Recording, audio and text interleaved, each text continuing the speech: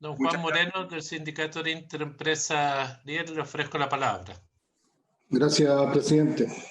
Creo que escuchando a los exponentes, nuevamente estamos poniendo en el centro de la discusión no la salud, sino que el costo de la salud. O sea, aquí se ha hablado únicamente de cuánto vale el seguro, cuál va a ser el valor de la prima, y se han generado temas como de catástrofe, y que un poco más se va a terminar, ¿no es cierto?, con el sistema de mutuales, si esto se aborda y se generaliza a los demás como enfermedad laboral a los demás trabajadores. Solo poner un par de precisiones. Aquí se está hablando de hoy día, pero también es bueno relevar y levantar el modelo de las mutuales, cómo ha sido para atrás las grandes utilidades que han tenido. Eso también es bueno ponerlo en la mesa. Eso yo creo que también sería en algún momento evaluar cómo han sido estos últimos años las utilidades, porque efectivamente aquí está discutiendo a base de una prima, y entender que también lo que señalaba el representante de la Asociación de Mutuales, que efectivamente aquí hay un rol que tienen, que lo decía bien, que tiene que generar el empleador en el resguardo de la salud y la vida del trabajador. Cosa de que hoy día, yo les quiero contar una anécdota nomás que pasó, un caso más que una anécdota.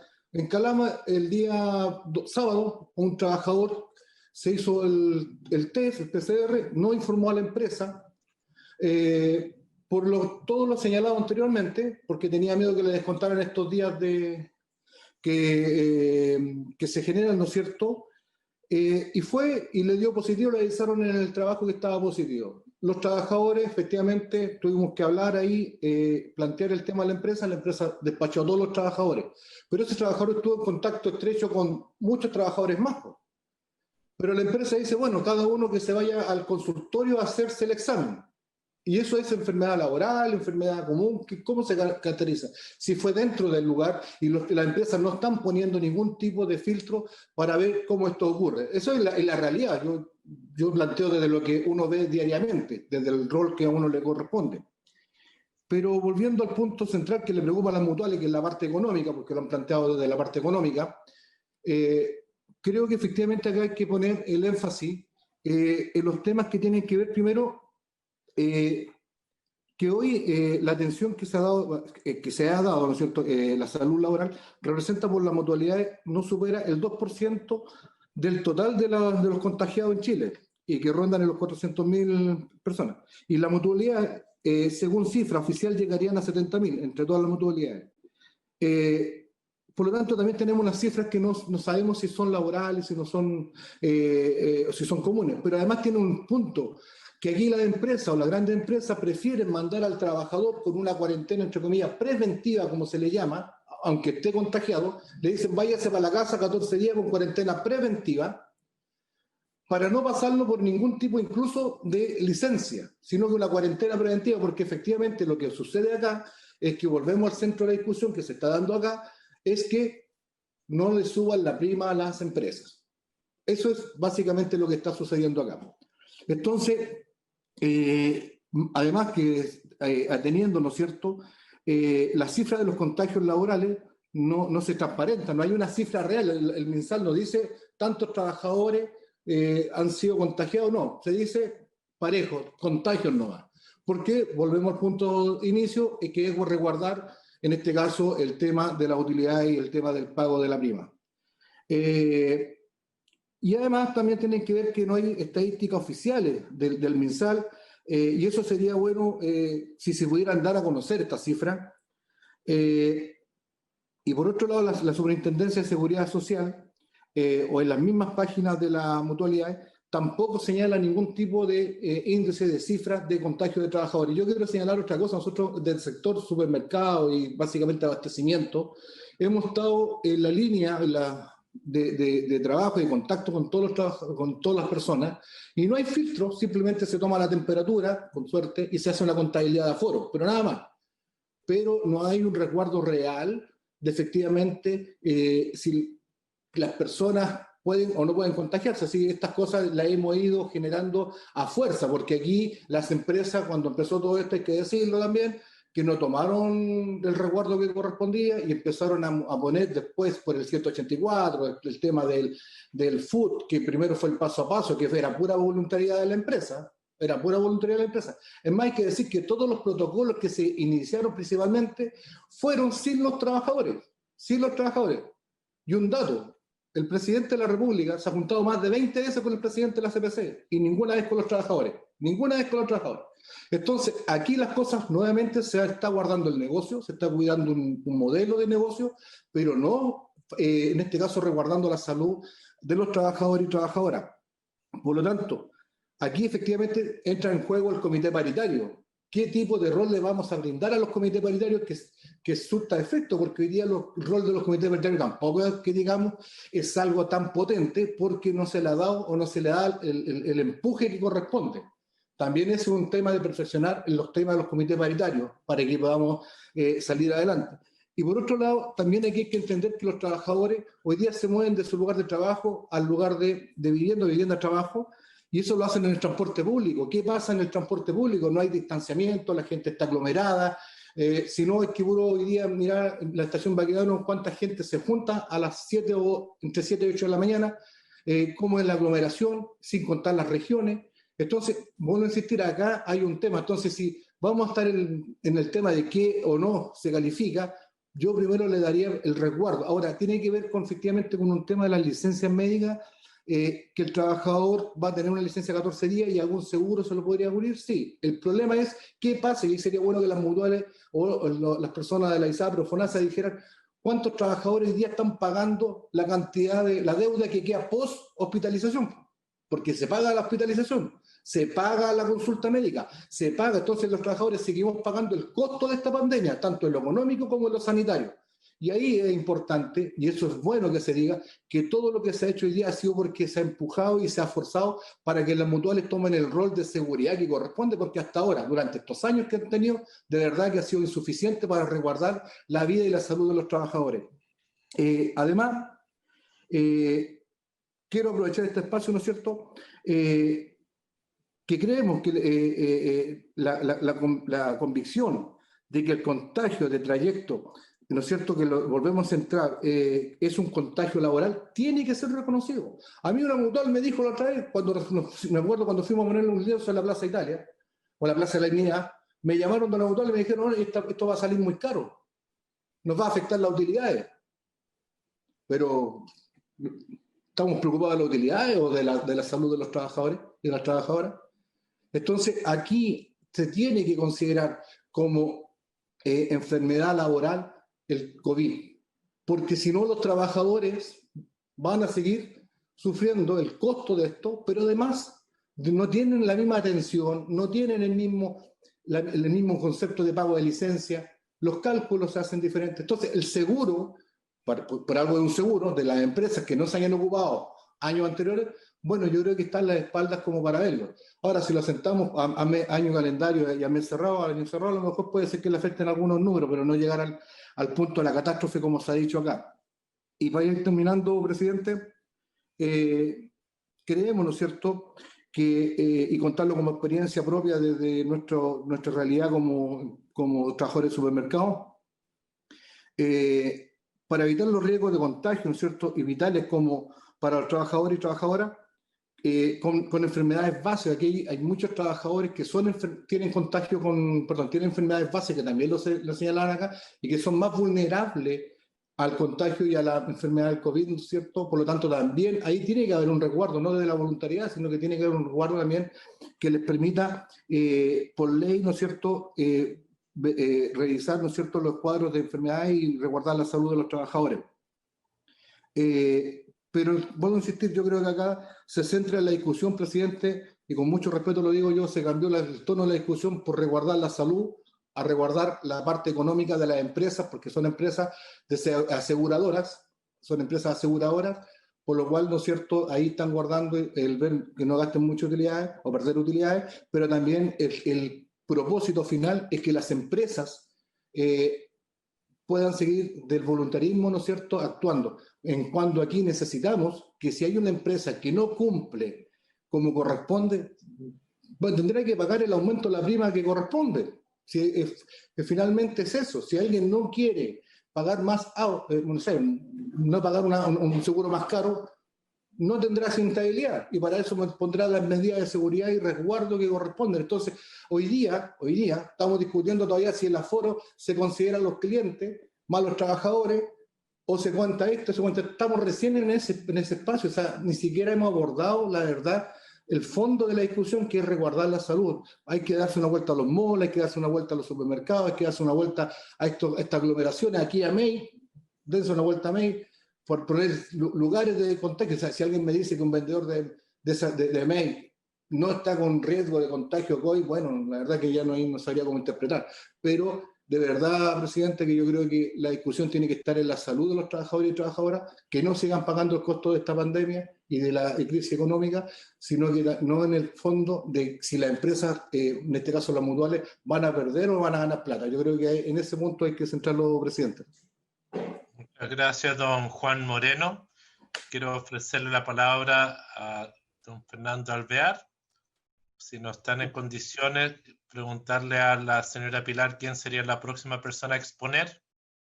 Los próximos, si es que no puede la Confederación de la Producción, la Asociación de ISAPRES, que está representada por su gerente general, señor Gonzalo Simón, quien está acompañado además por la fiscal, señora Gabriela Covarrubias. Presidente. Don Gonzalo, sí, senador Galilea. Es que quería, si es que se puede, quería que me aclarara don Juan Moreno dos cosas de las que él habló, para entenderlas bien. Uno, quería que me volviera a contar lo que sucedió, entiendo que en Calama, que quería entender por qué el trabajador prefirió no hacerse el examen y seguir yendo al trabajo sabiendo aparentemente que estaba contagiado, que lo más probablemente estaba contagiado. Entonces quiero entender cuál fue la lógica de ese trabajador para ir a trabajar teóricamente ya contagiado y sabiendo todo, en vez de irse a hacer el examen e informar eso. Entonces quería entender bien, para poder ir enfocando nuestras soluciones, quiero entender bien la psicología de este tema. Y la segunda cosa... Senador Galilea, perdón, ¿sí? Preferiría que podamos escuchar a nuestros expositores, porque si abrimos unos momentos de consulta en cada caso, entonces entiendo que don Juan nos va a acompañar toda la sesión. ¿Es así, don Juan? Así es. Entonces es para poder hacer la consulta después. Disculpe, senador Galilea, para... Ya, era para que Juan después lo tuviera ahí preparadito. Lo tenga anotado. Ya está. Pero le pregunto después entonces. Ya. Disculpe, para mantener un ritmo. Gracias, presidente. Yo había pedido la palabra, así que voy a terminar de hacerle la pregunta a Juan, pero después me voy a concentrar más en mis comentarios. Uno, quería entender qué era lo que había pasado en Calama para ir buscando por qué esa persona había preferido quedarse callado e ir a trabajar sabiendo que eventualmente estaba contagiado, porque ese es un universo de problemas que hay que resolver, que tiene que ver con lo que decía usted, presidente, hace un minutito, de el caso de los 3 días de carencia, si es que la licencia es de menos de 10 días. Bueno, ¿cómo resolver ese aspecto en particular, dado que estamos frente a una situación que no tiene precedente, que es una pandemia, que no se parece a la enfermedad o al accidente laboral normal? La segunda cosa que no entendí muy bien de lo que relató Juan era esto de que las empresas le decían al trabajador, oye, no, mira, mejor ándate a la casa 14 días, a las 2 semanas, 3 semanas, lo que sea, y no hagamos la denuncia para que no me vaya a subir la prima en la mutual.